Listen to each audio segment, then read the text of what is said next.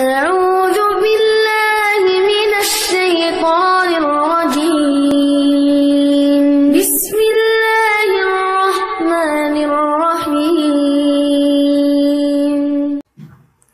Intinya inilah bagaimana para imam-imam mazhab yang mereka orang-orang yang saleh, bertakwa, ahli hadis, ya, ahli fikih. Ya, maka tentunya secara global, ya, kalau seorang bermazhab, maka dia berusaha, artinya dia belajar ilmu dari warisan dari ilmunya Imam Ahmad, misalnya bermazhab Hambali. Seorang bermazhab Syafi'i berarti dia belajar fikih melalui warisan ilmunya Imam Syafi'i dengan metodenya Imam apa? Syafi'i. Barang siapa yang bermazhab Hanafi berarti dia belajar ilmu fikih melalui metode mazhab Imam Abu Hanifah. Barang siapa bermazhab Maliki berarti dia belajar ilmu agama melalui metodenya Imam Malik, dan kita tahu masing-masing ilmunya luar biasa, ahli hadis dan ahli fikih, ya. Dari sini kita tahu bagaimana sikap yang benar terhadap mazhab. Bosnya mazhab, ya, terutama 4 mazhab, ya. Mereka adalah para imam, 4 imam mazhab yang Allah jadikan mereka sebab untuk menjaga agama ini, ya. Kita tahu bahwasanya ilmu agama terjaga dengan 4 imam tersebut, ya. Ada imam yang lain tapi ilmu mereka tidak diwariskan. Jadi di antara sebab Allah menjaga agama Islam dengan adanya 4 imam mazhab tersebut, ya. Dan mereka orang-orang yang alim dan pakar menggabungkan antara ilmu dan ibadah. Oleh karenanya para ulama, ya, sepakat bahwasanya boleh bermadzhab. Karena bermadzhab itu intinya kita belajar melalui metode si fulan, ya. Maka tidak benar seorang anti mazhab, itu enggak benar. Ada orang datang-datang kemudian tidak boleh bermadzhab, tidak boleh bermadzhab. Terus maksudnya gimana? Belajar sama siapa? Ya sudah, belajar sama saya saja, ya. Ya berarti mazhabmu berarti. Berarti saya belajar sekarang mazhabmu lah. Daripada mazhab ente mending mazhabnya Imam Ahmad. Ente sehari salat berapa rakaat? Maksud saya, ya bermazhab itu boleh, ya. Yang tidak boleh nanti kalau fanatik, ya. Adapun bermazhab boleh. Ya. Ya, bermazhab. Terutama orang awam dia kalau tidak mengerti tentang dalil, tidak mengerti mentarjihkan, maka dia boleh, ya, bermadzhab, enggak ada masalah. Adapun timbul propaganda anti mazhab, itu propaganda yang salah. Ya, karena para ulama salaf dahulu mereka kebanyakan bermadzhab, ya. Kebanyakan bermadzhab, ya. Contoh kita bilang Ibnu Taimiyah Hambali. Ibnu Taimiyah apa? Hambali. Muhammad bin Abdul Wahhab apa? Hambali. Kita bilang ulama sekarang sunnah. Ibnu Utsaimin Hambali. Kemudian Ibnu Baz apa? Hambali, ya. Ulama-ulama dahulu juga misalnya Al-Muzani Syafi'i, ya. Banyak, ya.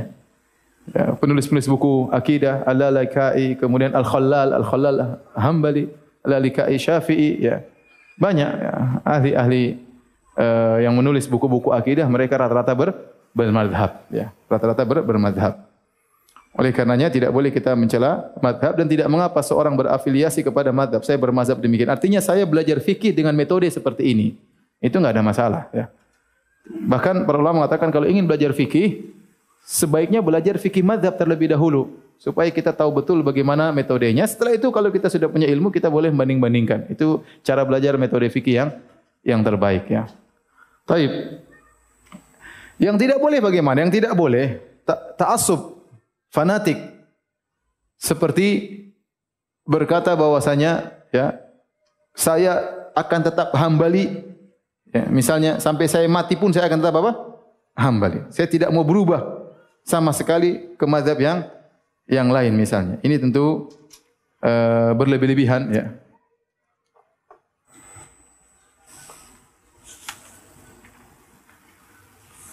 Karena para ulama mazhab tersebut, ya, tidak ada yang menyuruh murid-muridnya untuk bertaklid kepadanya.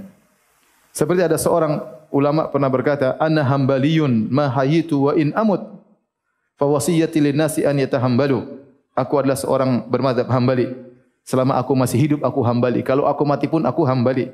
Dan wasiatku kepada manusia agar jadi mazhab Hambali. Yang lain gimana, ya? Ini ta'assub dari mazhab Hambali. Demikian juga misalnya dari seorang ulama mazhab Hanafi, ya, ta'assub, ya. Sampai dia berkata, al-aslu anna kulla ayatin tukhalifu qaula ashabina fa innaha tuhmalu ala nasakh aw tarjih. Wal aula an tuhmal ala ta'wil min jihati taufik.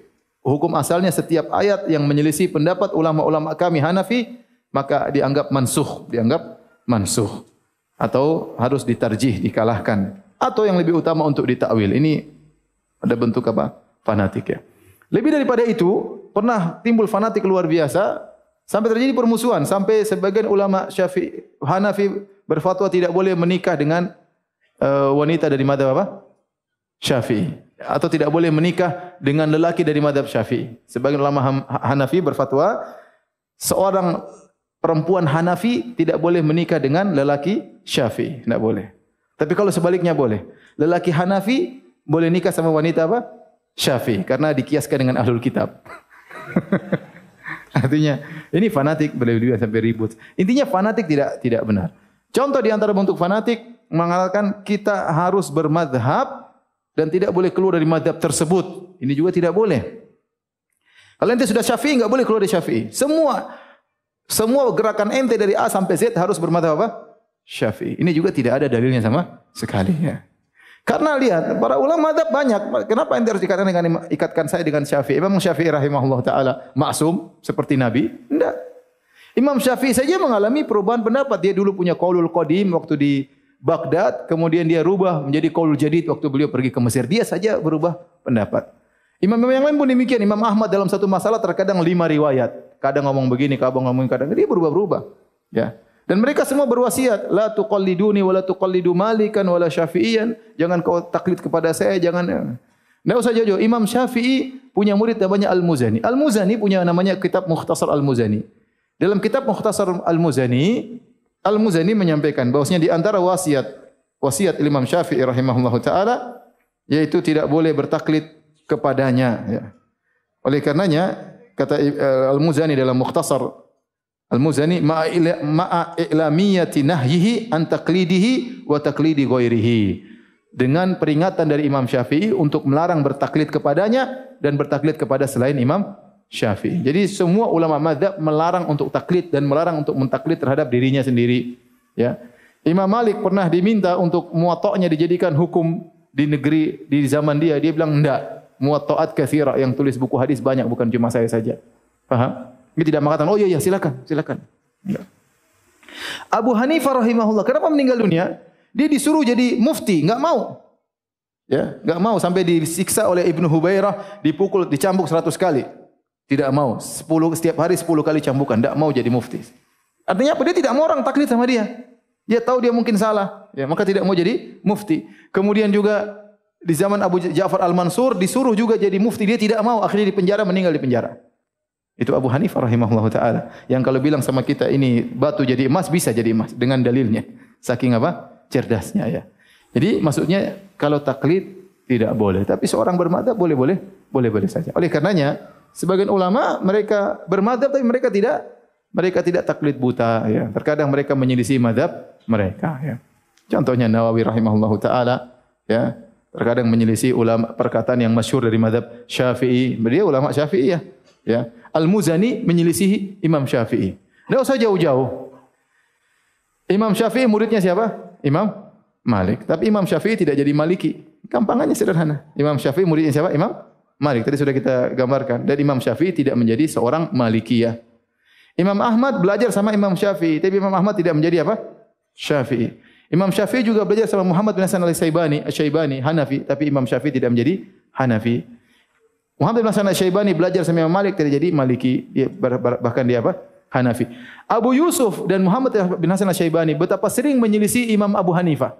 Bahkan dikatakan sepertiga madhab dua muridnya Abu Hanifah ini menyelisih Imam Abu Hanifah. Kenapa? Karena mereka tidak pernah mewajibkan untuk bermadhab. Ya, tapi madhab itu metode belajar. Ya, silahkan orang bermadhab. Ya, yang kita tidak suka ada orang anti madhab. Oh, enggak boleh bermadhab. Terus apa? Fikih apa? Fikih hadis. Fikih hadis maksudnya gimana? Ya. Ini ulama semua ngomong tidak pakai hadis. Mereka ini punya buku hadis. Ya. Mereka semua ahli hadis. Ente apa fikih hadis? Imam Ahmad hafal 1 juta hadis, bukan fikih hadis itu. Emang dia ngomong tidak pakai hadis. Ya. Imam Malik Muwatta itu ngomong fatwa tidak pakai hadis. Terus ente mau bikin fikih hadis bagaimana maksudnya? Ya. Ya. Akhirnya dia melarang semua bermadzhab, terus dia bikin buku fikih sendiri. Berarti fikih ente berarti. Ente bahasa Arab aja belum tentu beres, Quran belum tentu hafal ya. Kemudian ilmu Arab, bahasa Arab belum tentu pandai, usul fikih tidak pernah tamat ya. Terus mau ngajak orang memerangi mazhab dan harus ikut Anda, ya kita harus tahu diri. Ini para ulama yang sudah jelaskan tadi bukan orang sembarangan. Ya, bukan orang berbicara tanpa ilmu, mereka juga punya ilmu. Kalau ada perselisihan, beda sudut pandang itu wajar ya.